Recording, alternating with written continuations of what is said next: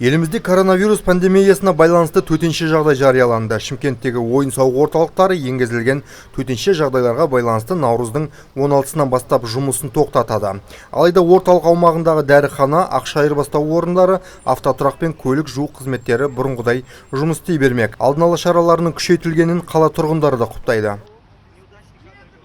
Лучше предусмотреть все, лишь бы не было распространения большого. Сейчас вот большие базары у нас, они уже закрыты с сегодняшнего дня, если я не ошибаюсь. А если закроют супермаркеты? Ну, это, конечно, плохо будет. Где ж еду-то брать? Кушать-то все равно охота.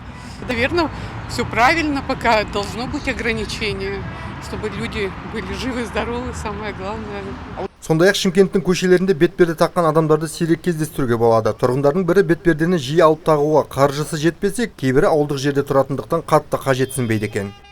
Енді жабылған дұрыс қой балам. Бір мезгіл оны жаңағы әлгі дәрілеп, тазалау керек қой. Өзің сақ болсаң сақтаймын деген Алла тағала.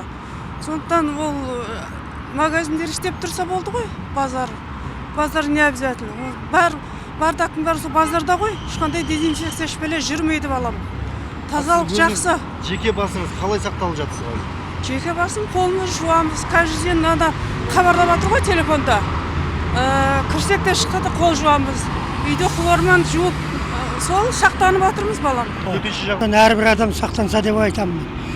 Мен қатты қорқамын осы нәрседен. Себебі кейбір жеріміз дайында емес жерлер бар.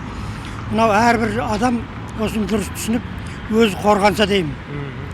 Ал сіз жеке басыңыз қалай қорғанып жатсыз? Жеке басым, мен енді ауылда тұрам, сілен маска киіп анау қойған жоқпыз. Бейғамдық қылып жатырмыз, шынын айтқанда. Айта өтейік, барлық сауда орталықтары мен супермаркеттерде күшейтілген дезинфекциялық режим енгізілді. Әр сағат сайын арнайы дезинфекциялық құрылғылары мен үстелдер, орындықтар, эскалатор ұстағыштары, баспалдақтар мен есіктер және лифттер жуылып тұрады. Нұрлан Пайызов, Нұрболат Әмір, Нұрлан Бексаитов, Нар Ньюс.